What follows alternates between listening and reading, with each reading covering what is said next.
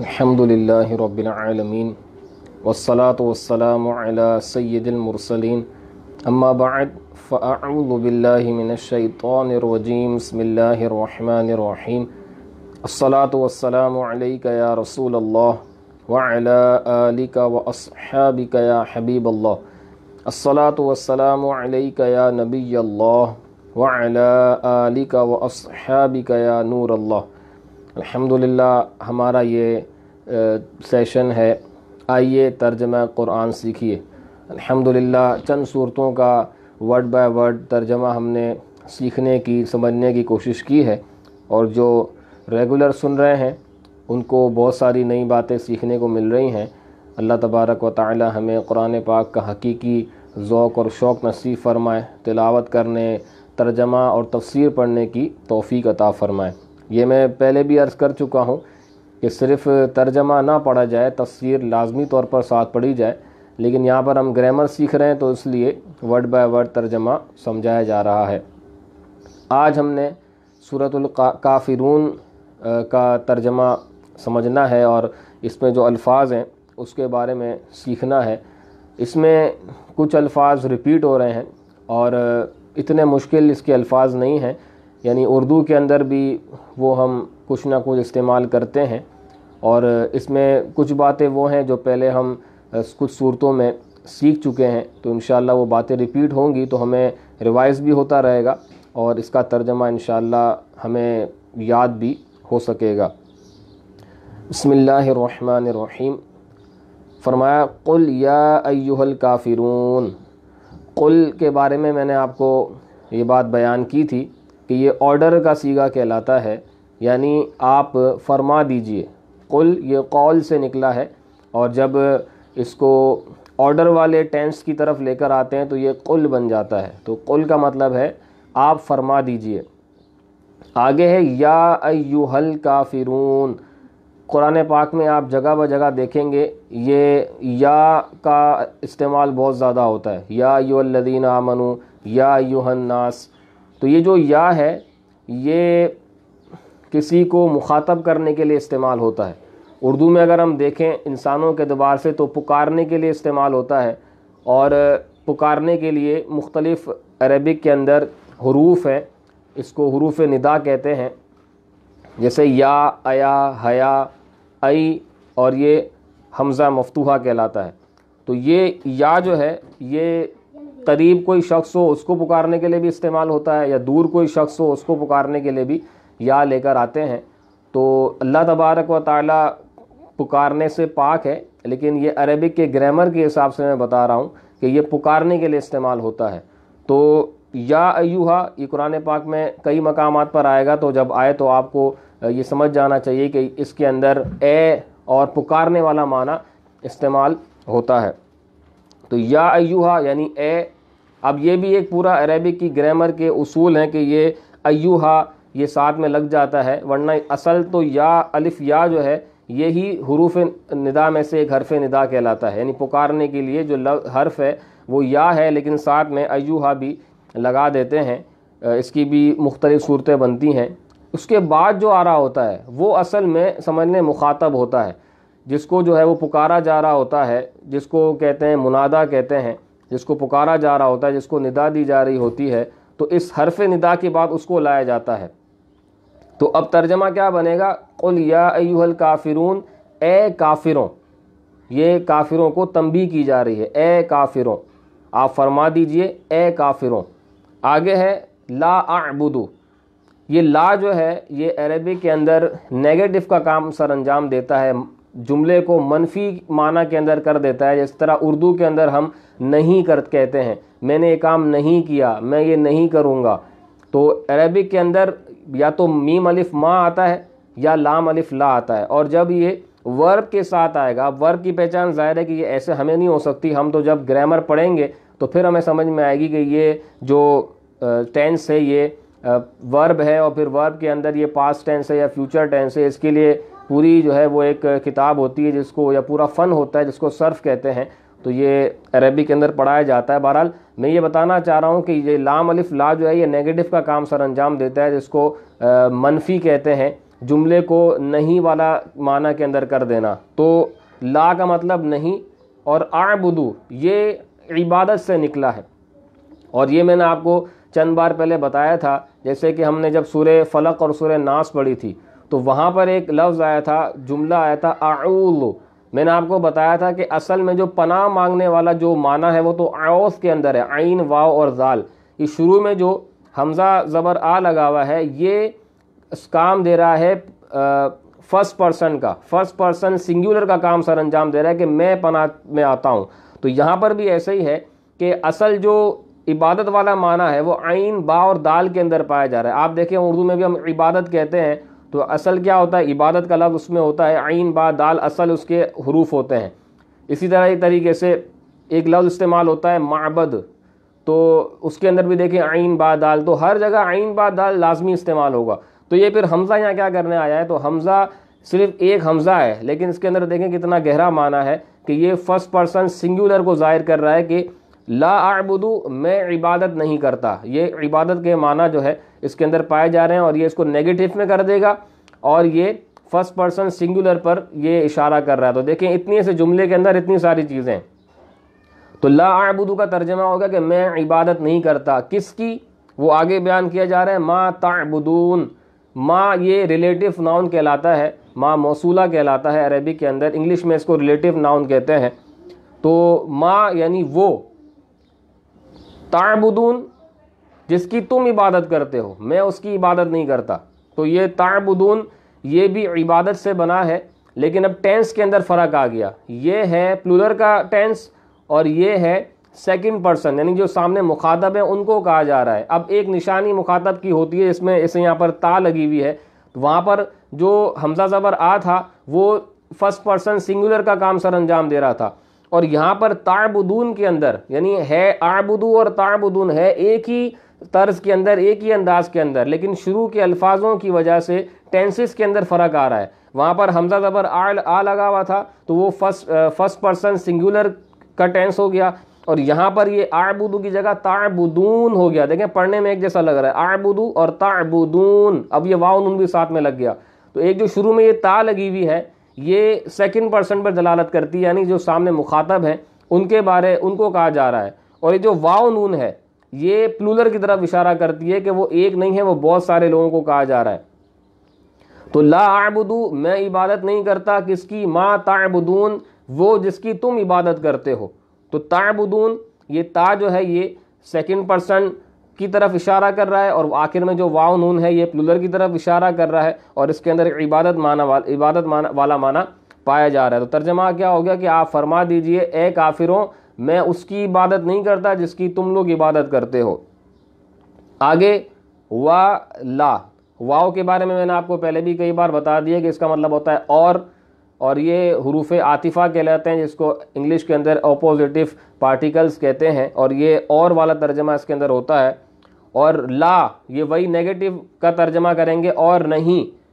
अंतुम ये भी second person और प्लूरल की ज़मीर है, प्रोनाउन है, ये प्रोनाउन है, ये अलग से लिखी हुई है। जब ताबुदून हमने पढ़ा था तो ताबुदून के अंदर भी समझ लें कि प्रोनाउन तो था, लेकिन ये जो आखिर में वाउनून था ना ये प्रोनाउन था, लेकिन ये वर्ब के साथ अटैच था। जब वर्ब के साथ अटैच ना हो, अलग से हमें लिखना हो, तो अब इस तरह अंतुम लिखा जाता है। तो अंतुम ये सेम टू सेम ताबुदून वाला काम ही सर अंजाम दे रहा है कि यहाँ पर ये सेकंड पर्सन है, प्रोनाउन है, और ये प्लूरल की तरफ इशारा कर रहा है कि तुम सारे लोग जो हो। तो अब ये तर्जमा इसका बनेगा वला अंतुम। तो ये अंतुम के बारे में याद रखें कि ये अंतुम प्रोनाउन है और सेकंड पर्सन की ये ज़मीर है, और इसके अंदर जमा वाला माना है, बहुत सारे लोग जिसमें आते हैं, प्लूरल जिसको कहते हैं इंग्लिश के अंदर, तो इसके अंदर ये चीज़ पाई जा रही है। तो अब क्या होगा, वला अंतुम और ना तुम लोग, आबिदून। आबिदून का मतलब होता है इबादत करने वाले।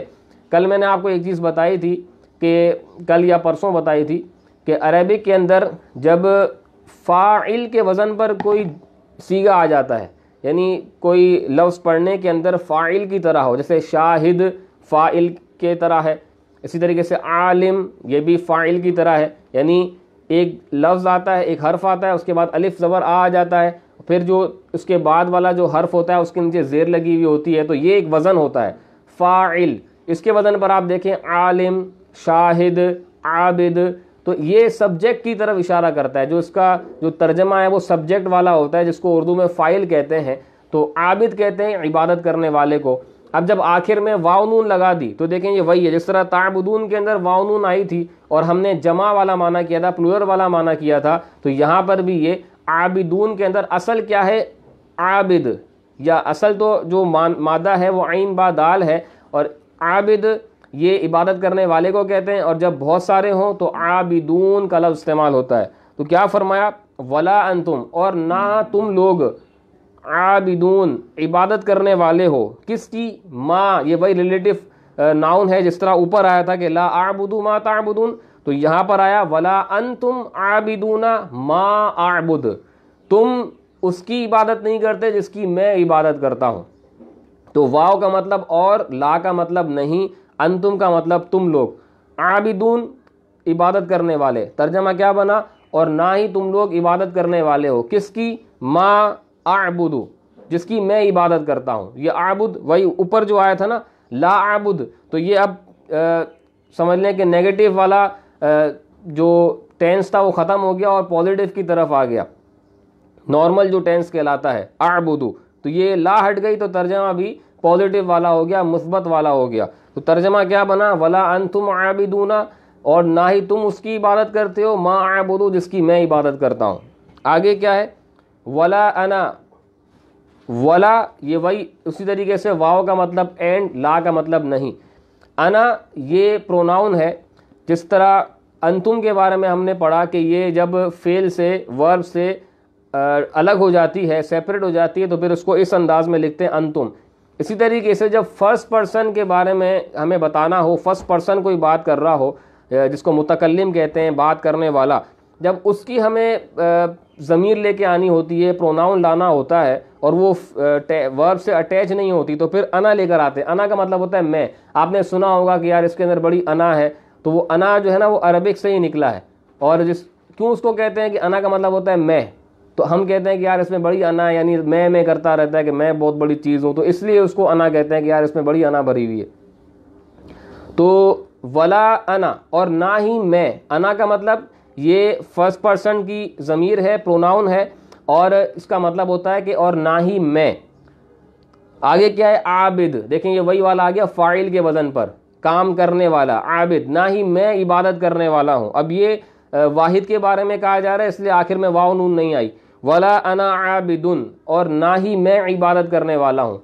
अब जब इसको आगे मिलाते हैं तो अब ये किरात का और तजवीद का एक कायदा होता है कि तनवीन को आगे मीम के साथ मिलाए तो ये आबिदुम हो गया, असल में ये आबिदुन मा था। अब ये तजवीद के अलग कायदे होते हैं, तो अब तजवीद के कायदे के एतबार से तनवीन है, तनवीन कहते हैं दो ज़बर दो ज़ेर दो पेश को। तो जब आबिदुन के आखिर में दो पेश लगे और जब इसको मीम से मिला दिया तो अब प्रोनाउंसिएशन में ये आबिदुम हो गया। बाकी असल में ये क्या था, आबिदुन और फिर माँ। तो ये हम चूँकि तर्जमा वर्ड बाय वर्ड पढ़ रहे हैं तो इसलिए मैं तोड़ तोड़ के आपको समझा रहा हूँ।